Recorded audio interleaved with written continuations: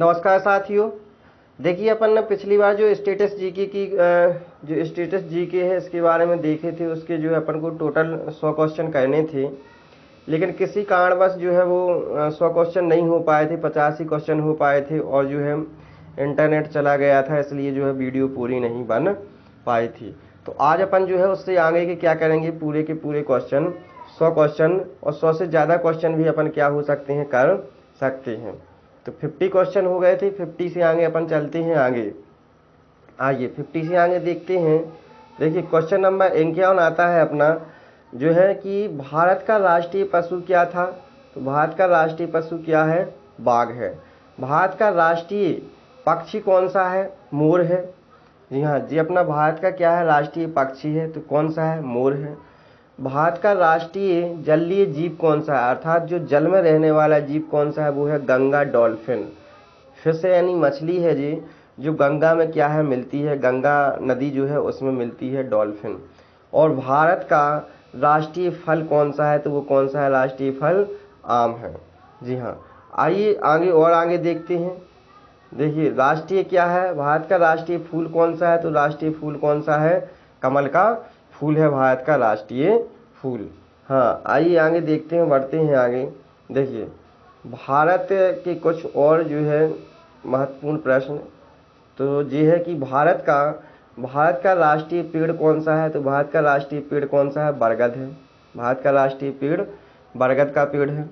और भारत का राष्ट्रीय खेल कौन सा है, तो भारत का राष्ट्रीय खेल कौन सा है, हॉकी है।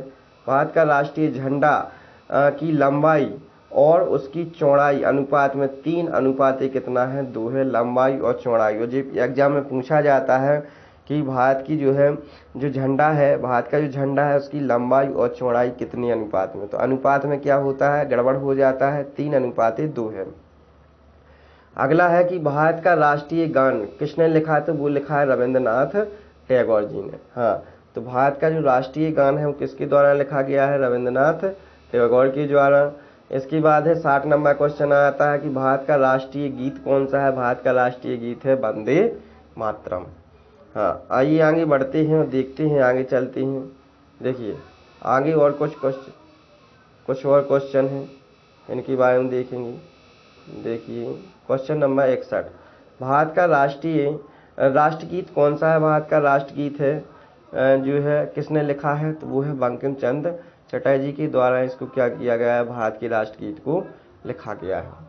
और भारत का जो है महात्मा गांधी को राष्ट्रपिता सबसे पहले किसने कहा था। इसको बहुत याद रखना जी, बहुत इंपॉर्टेंट है कि महात्मा गांधी को राष्ट्रपिता से किसने जो है सबसे पहले पुकारा था, तो वो कौन थे, वो थे सुभाष चंद्र बोस जी।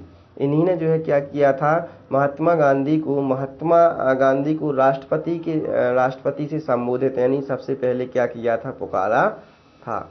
आइए देखते हैं आगे कौन सा क्वेश्चन है। क्वेश्चन नंबर 63, हमारा राष्ट्रीय पंचांग कौन सा है। शक संवत के आधार पर अपन क्या कहते हैं, अपने उसको कैलेंडर को बनाते हैं।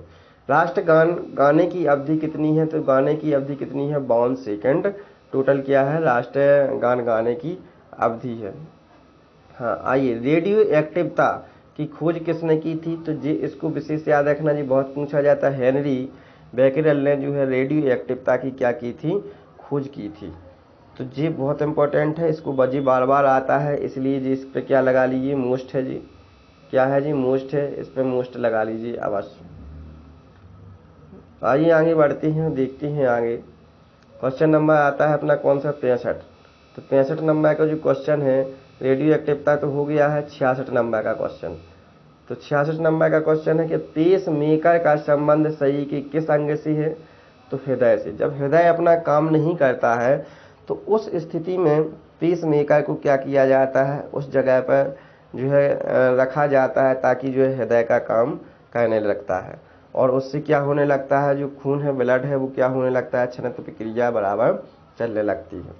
मानव शरीर की किस ग्रंथि को मास्टर ग्रंथि कहा जाता है, तो मानव शरीर की जो पीयूष ग्रंथि है इसी को मास्टर ग्रंथि कहते। क्यों कहते हैं, वो इसलिए कहते क्योंकि जो हमारे अंदर यानी मानव के अंदर जितनी भी ग्रंथियां उन सभी पर क्या करती है जी, जो है कंट्रोल, नियंत्रण करती है, इसलिए इसको क्या कहती हैं, मास्टर ग्रंथि कहते हैं। आइए आगे बढ़ते हैं, देखते हैं आगे। देखिए, कार्बन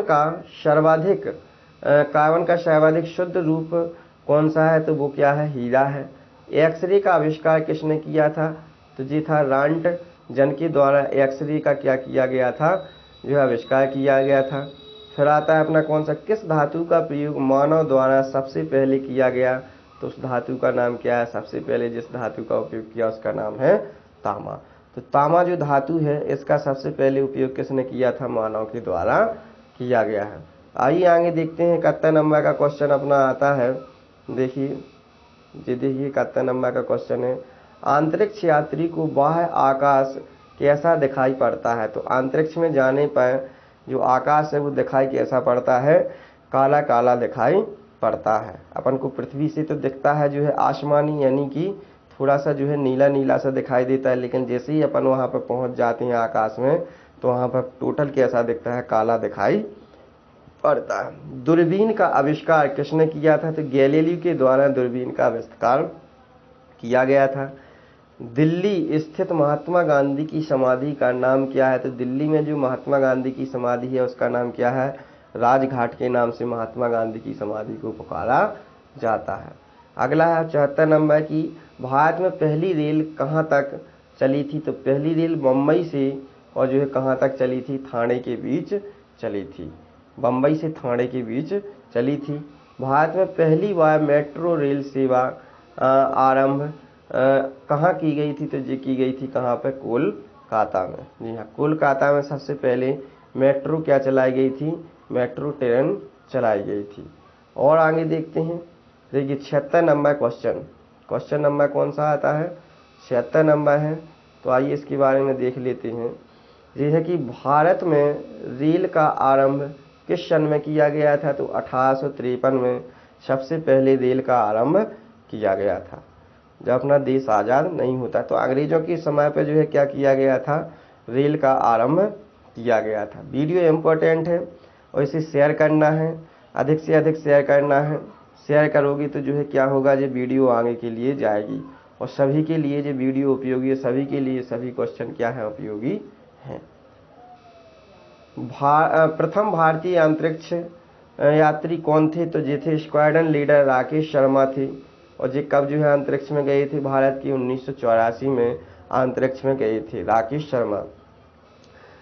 भारत की प्रथम महिला मुख्यमंत्री कौन है? तो श्रीमती सुचेता कृपलानी। इनको याद रखना, ये बहुत इंपॉर्टेंट है, पूछा जाता है, बार बार एग्जाम में आता है कि भारत की पहली जो है महिला मुख्यमंत्री कौन थी? सुचेता कृपलानी थी।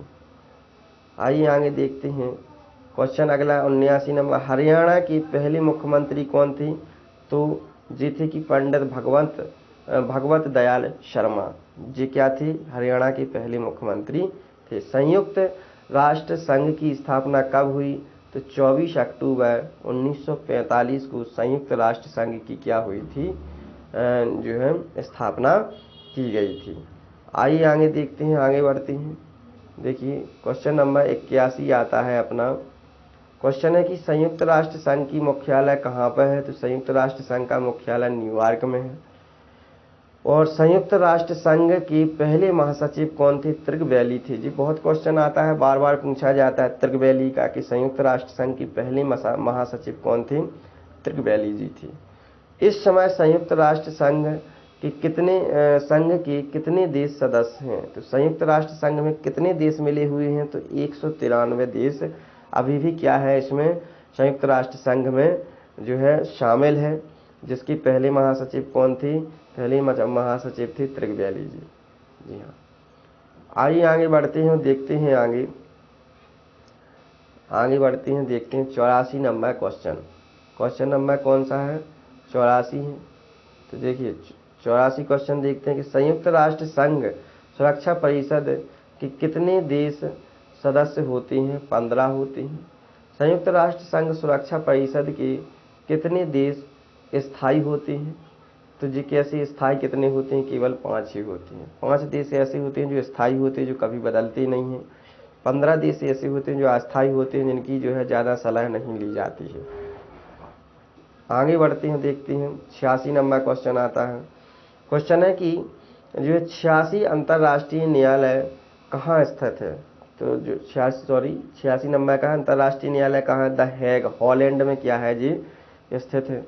और आगे बढ़ती हैं। देखिए अगला, संयुक्त राष्ट्र संघ की वर्तमान सचिव कौन है? तो एंटोनियो गुटेरेस जी जो है वर्तमान क्या है? संयुक्त राष्ट्र संघ के अभी सचिव हैं। संयुक्त राष्ट्र महासभा में हिंदी में भाषण देने वाले प्रथम भारतीय कौन थे? तो वो थे हमारे अटल बिहारी वाजपेयी जी। इन्हीं ने सबसे पहले हिंदी में क्या किया था? संयुक्त राष्ट्र सभा में क्या दिया था? भाषण दिया था। इसके पहले किसी ने भी क्या नहीं किया है? भाषण वहां पर नहीं दिया है। आइए 88 नंबर क्वेश्चन पे आते हैं, देखते हैं 88 नंबर क्वेश्चन। देखिए जी आता है क्वेश्चन है संयुक्त राष्ट्र महासचिव में हिंदी में भाषण, जी तो अपन ने पढ़ भी लिया, किसने दिया था? अटल बिहारी वाजपेयी के द्वारा। और आगे बढ़ते हैं, देखते हैं आगे। देखिए संयुक्त